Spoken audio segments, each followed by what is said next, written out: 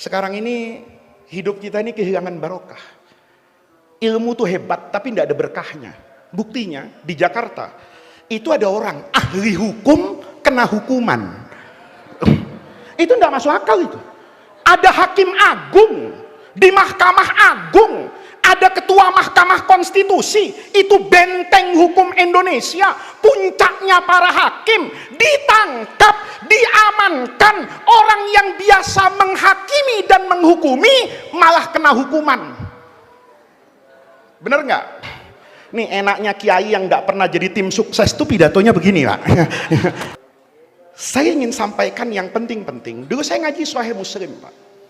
Di Sahih Muslim itu kan ada hadis tentang hari kiamat. Kata Rasulullah, la taqumus saatu, tidak akan datang hari kiamat sampai kamu bertemu dengan satu waktu yang panjangnya setahun itu kasyahri, wasyahru kal jum'ah, singkat cerita, setahun kayak sebulan, sebulan kayak seminggu, seminggu kayak satu jam itu tidak ada artinya. Dulu saya bingung Pak, apa iya akan ada zaman kayak begitu tuh apa iya? Ternyata hari ini kita ngerasakan, tahu-tahu presiden ganti. Ya, Pak Jokowi itu ternyata udah 10 tahun. Rasanya baru kemarin Ramadan, tiba-tiba Ramadan lagi. Baru kemarin ketemu dengan si A, rasanya sudah cukup lama, tapi perasaannya kayak baru kemarin. Saya tanya sama guru saya, kata saya, guru, kalau ini pakai pendekatan logika, hadis ini bertentangan dengan ilmu pengetahuan loh. Kenapa? Waktu itu kan bergantung dengan putaran bumi Pak. Logikanya, apa-apa semakin lama dan semakin tua, itu akan semakin lambat, bukan semakin cepat. Kalau hari semakin cepat, kan berarti perputaran dunia ini harusnya lebih cepat. Tapi sekarang harusnya lebih lambat, karena bumi semakin tua. Kalau semakin tua, semakin lambat. Bener nggak Bu? Bu, apa-apa semakin tua itu semakin lambat, bukan semakin cepat. Kalau tidak percaya suaminya Bu, suami ibu semakin tua itu semakin cepat apa semakin lambat? Hah? Semakin lambat. Ngaji, kenapa ketawa bapak ini? Kan betul, dulu suaminya masih umur 25 dipanggil mas, langsung loncat depan istrinya. Sekarang mas, setengah jam baru datang. Kenapa? Asam urat sama rematik, kan begitu. Harusnya semakin tua semakin lambat. Tapi kok Rasulullah bilang semakin tua nanti semakin cepat. Saya bilang sama guru saya, enggak masuk akal ini. Karena waktu itu enggak beda. Hari ini, kemarin, zaman Pak Harto, zaman siapapun, sehari itu yang 24 jam. Mengapa kok bisa cepat? Kata guru saya, maksud Rasulullah yang cepat itu bukan fisiknya, tapi waktu itu kehilangan barokah. Betul kan Pak? Sekarang ini hidup kita ini kehilangan barokah. Ilmu tuh hebat tapi tidak ada berkahnya. Buktinya di Jakarta itu ada orang ahli hukum kena hukuman. Itu tidak masuk akal itu. Ada hakim agung di Mahkamah Agung, ada ketua Mahkamah Konstitusi, itu benteng hukum Indonesia, puncaknya para hakim, ditangkap, diamankan, orang yang biasa menghakimi dan menghukumi malah kena hukuman. Bener nggak? Nih enaknya kiai yang nggak pernah jadi tim sukses tuh pidatonya begini Pak. Jadi enak ini ya, kiai yang nggak ada warnanya itu enak, kecuali warna NO itu ya enak. Saya alhamdulillah nggak punya dokumentasi foto Pak. Tidak dengan Jokowi, tidak dengan Prabowo, tidak dengan Anies, tidak dengan Ganjar. Alhamdulillah rekor itu saya pegang. Saya dengan Gubernur DKI tanya Mas Pram, ya hanya sekali saya hadir. Lainnya saya bilang Pak Gubernur, saya dukung lahir dan batin. Tapi kalau saya harus mengkampanyekan orang, mohon maaf lahir dan batin 1000 tahun sebelum Lebaran. Itu makanya pidatonya enak ya. Kalau tim sukses itu biasanya pidatonya itu agak-agak tertahan Pak di tenggorokan gitu ya. Ya ini bapak-bapak betul, yang hilang itu ya barokah ilmu. Kiai sekarang hilang barokahnya. Kalau di sini mungkin masih bagus Pak. Kalau di Jakarta walaupun majelis zikir Itu ada EO-nya. Ngundang kiai, mau zikir. Kalau kita zikir itu tarekat. Ya, mursyidnya jelas. Kalau di kota besar, itu banyak mursyid-mursyid baru, Pak. Kalau diundang tuh nanya, zikirnya nanti berapa lama? Kalau bisa sejam, kiai. Pakai nangis enggak? Pakai, kiai, kalau bisa. Oh, kalau pakai nangis 50 juta. Kalau enggak nangis, kiai, ya diskon lah separuh, 25 juta. Coba lihat. Apa ada sekarang zikir yang kemudian mendatangkan keberkahan kalau basisnya transaksi ekonomi? Nah, alhamdulillah. Saya karena nggak dapat aja, Pak, makanya berani ngomong begini. Kalau saya dapat, saya nggak ceramah kayak begini, Pak. Nah, ini Bapak Ibu sekalian, penting sekali bahwa yang hilang hari ini itu adalah keberkahan. Maka berkah ini, saya mudah-mudahan 15 menit bisa selesai. Berkah itu yang paling penting dalam hidup. Dan berkah itu tidak melihat aspek lahiriah siapapun. Orang itu aspek lahiriahnya tidak ada, tapi benar jalan hidupnya, dia hebat. Dia salah jalan hidupnya, punya apa-apa, itu kalah. Ini kalau pakai ihya sampai jam 2 Kiai Hamim. Tapi kalau pakai cerita 5 menit selesai. Dulu ada santri datang ke guru sufinya, Imam Ibrahim bin Adham di Irak. Kata muridnya, guru tolong doakan saya. Biasa kan, santri datang ke kiai minta doa. Maka kata kiainya, kamu mau doa apa? Kata santrinya, doa generik guru, doa biasa. Apa doa biasa? Kalau sakit minta sehat, kalau miskin minta kaya, kalau bodoh minta pintar, kalau janda, janda yang tidak punya pasangan, itu doanya cuma satu, Pak. Allahumma payu, Allahumma rabbi, Allahumma payu, Allahumma rabbi. Betul. Pak Wali, Pak Bupati, Pak Prabowo, kemarin itu wiritannya yakin cuma satu. Allahumma menang, Allahumma jadi, Allahumma menang, Allahumma. Biasa itu. Kiai juga begitu doanya. Kata santrinya, ya doa standar guru. Kalau saya miskin, tolong doakan saya kaya. Kalau saya bodoh, doakan alim. Kalau saya sakit, doakan sehat. Kata Ibrahim bin Adham, salah nak. Doa itu bukan minta kaya. Doa itu bukan minta hebat. Doa itu minta barokah. Kata santrinya, saya tidak percaya barokah guru. Karena nanti siang saya makan nasi. Kan tidak bisa Pak Wali, kita makan barokah. Ya, pintu tol tadi itu dari Surabaya ke Malang itu ternyata dibuka sama supirnya Kiai Hamim itu pakai e-money Bank Mandiri. Saya pikir tadi pakai sholawat Fatih, ya. Mungkin Allahumma sholli ala sayyidina Muhammadin al-Fatih, terus gerbang tol kebuka gitu. Enggak. Yang bisa buka gerbang tol itu ya e-money-nya Bank Mandiri. Kata muridnya kayak gini, guru, saya tidak butuh berkah. Saya butuh kaya, saya butuh pangkat, saya butuh jabatan, saya butuh ilmu. Kata gurunya, jangan nak, hidup itu yang paling penting barakah. Kata muridnya, apa buktinya guru? Nih, enggak pakai ngajinya, enggak pakai kitab ini. Kata Ibrahim bin Adham, nak, kalau kamu mau tahu dahsyatnya barokah, lihat dua makhluk ciptaan Allah. Kamu lihat ini dengan baik dan benar, maka kamu nanti hidupmu akan penuh dengan kebaikan. Kata santrinya, apa yang harus saya lihat guru? Kata gurunya, lihat dua makhluk ciptaan Allah. Satunya kambing, satunya anjing. Nenak, karena di Ganjar ada anjing banyak, kambing juga banyak. Kata muridnya, apa yang harus saya lihat guru? Kata gurunya, coba kamu perhatikan yang pertama. Kalau anjing perempuan dengan kambing perempuan hamil punya anak, waktu melahirkan, banyakkan anaknya anjing apa anaknya kambing?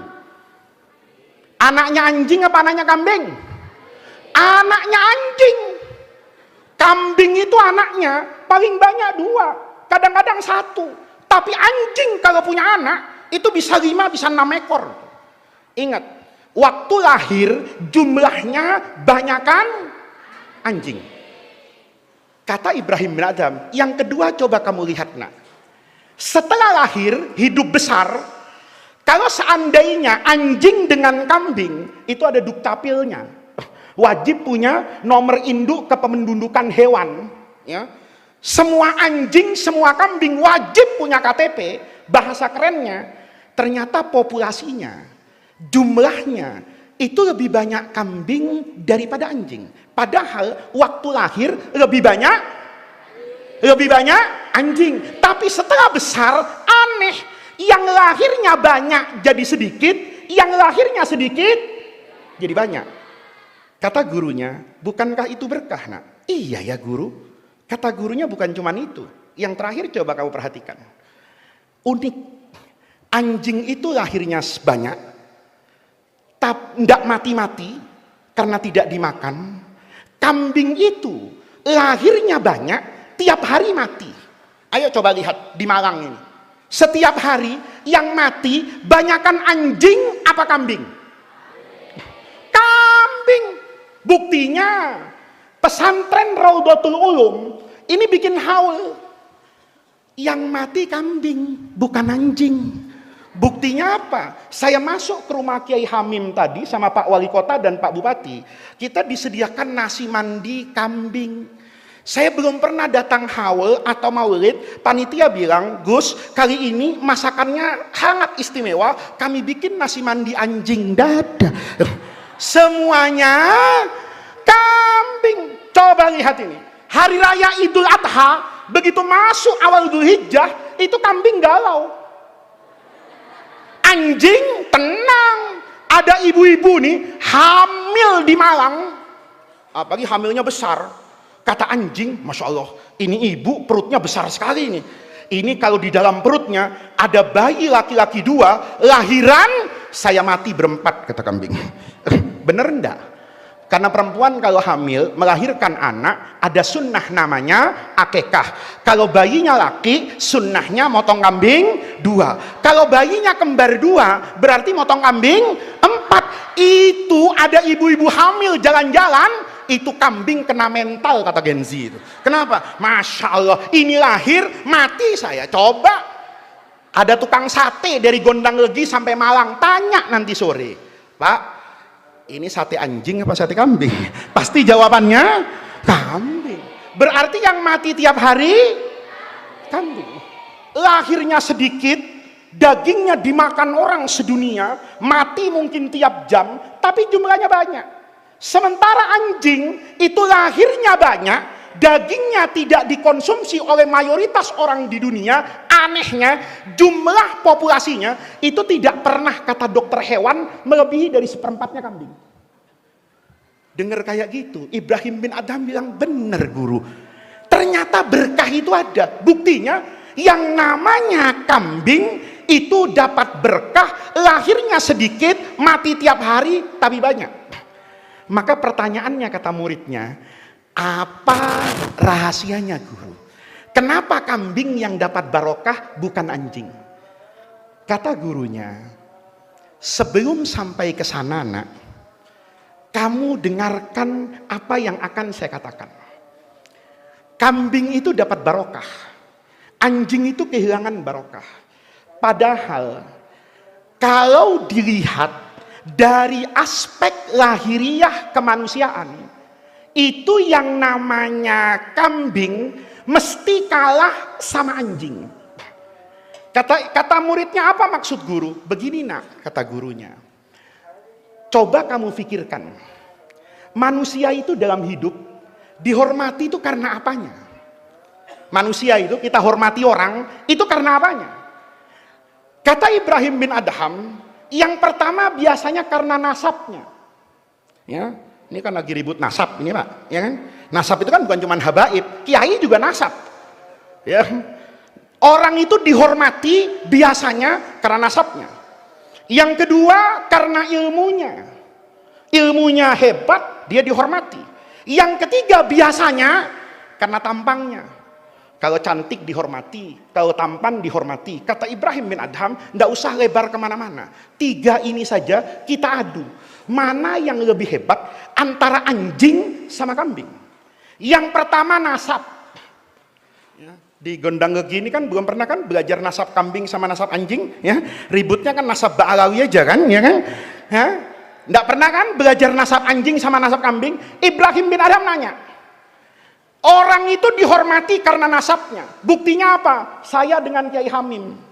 Saya dulu Pak ikut Kiai Sukron kayak tadi diceritakan itu di Lirboyo. Saya dulu di depan. Padahal di kanan kiri itu kiai semua. Banser itu mendekat mau ngusir saya. Ini anak kecil kok di sini. Ansornya jawab, Gus. Kalau sudah Gus di Jawa Timur itu masya Allah sudah kayak tanpa aturan. Apalagi Lora di Madura itu masya Allah mau nikah kapan saja itu bisa. Alhamdulillah saya Lora Jakarta, jadi istri saya itu tetap satu Pak, saya ahli tauhid ini. Lihat, bapak-bapak, nasab itu penting. Kadang-kadang orang tuh dihormati karena nasabnya. Maka pertanyaan Ibrahim bin Adham, coba kamu perhatikan, mulia mana? Nasabnya anjing, apa nasabnya kambing? Kata muridnya, saya tidak tahu guru. Kata Ibrahim bin Adham, kalau diukur nasab, maka kakeknya anjing itu lebih mulia daripada kakeknya kambing. Kata muridnya, kok bisa begitu guru? Iya, karena anjing itu ada yang hidup di dunia tapi masuk surga Pak. Sementara kambing ada yang di surga Allah keturunkan ke dunia. Mana yang lebih mulia? Yang turun dari surga atau yang masuk ke dalam surga? Kata muridnya, ya tentu yang masuk ke dalam surga. Kata Ibrahim bin Adham, kakeknya anjing itu masuk surga. Tapi kakeknya kambing itu keluar dari surga. Kata muridnya, yang mana guru? Ya itu Ashabul Kahfi itu. Ashabul Kahfi itu kalau baca di tafsir-tafsir klasik, itu kan fityatun amanu birabbihim. Ada 7 orang pemuda beriman kepada Allah di saat agama paganisme Romawi menguasai Eropa pada masa itu. Maka 7 orang ini sepakat memegang agama tauhidnya warisan Nabi Isa alaihissalam. Maka karena seperti itu mereka tidak bebas ibadah. Kalau mau ibadah mereka ngumpet di dalam gua. Salah satunya pemimpinnya yang bernama Maximilian. Maximilian ini kalau sholat itu di dalam gua. Tiba-tiba ada seekor anjing. Itu bahasa kitab pesantren namanya kitmir. Bahasa kerennya namanya Genesio. Genesio ini anjing. Ngelihat orang sholat, hatinya anjing tuh ngomong. Loh, kalau sholat yang begini ini yang benar. Ini ibadah yang bagus. Karena anjing terpesona dengan sholatnya Maximilian Ashabul Kahfi, maka anjingnya duduk di depan gua jaga orang sholat. Nanti Ashabul Kahfinya tidur 300 tahun, anjingnya tidur 300 tahun, Ashabul Kahfinya bangun 300 tahun, anjingnya bangun, Ashabul Kahfi masuk surga, anjingnya masuk surga. Itu hebatnya anjing tuh. Jaga orang sholat masuk surga. Jadi kalau di Ganjar ini ada banser masuk neraka, itu kebangetan Pak. Ya. Anjing itu tidak pernah sholat subuh, tidak ngaji matan takrib, cuma ada orang sholat dijaga. Nanti orang sholatnya ke surga, anjingnya ini jangan sampai banser jaga katib suriahnya ke surga, bansernya dihisap dangdutan sama Allah subhanahu wa ta'ala. Repot ini. Anjing ndak sholat, ndak wudhu, barokah jaga orang masuk. Itu banser. Bagi Pak polisi kan jaga NKRI, Pak tentara jaga NKRI, itu kalau benar surganya tinggi Pak. Tapi kalau tidak benar ya dihisap oleh atasan masing-masing sebelum dihisap oleh Allah subhanahu wa ta'ala.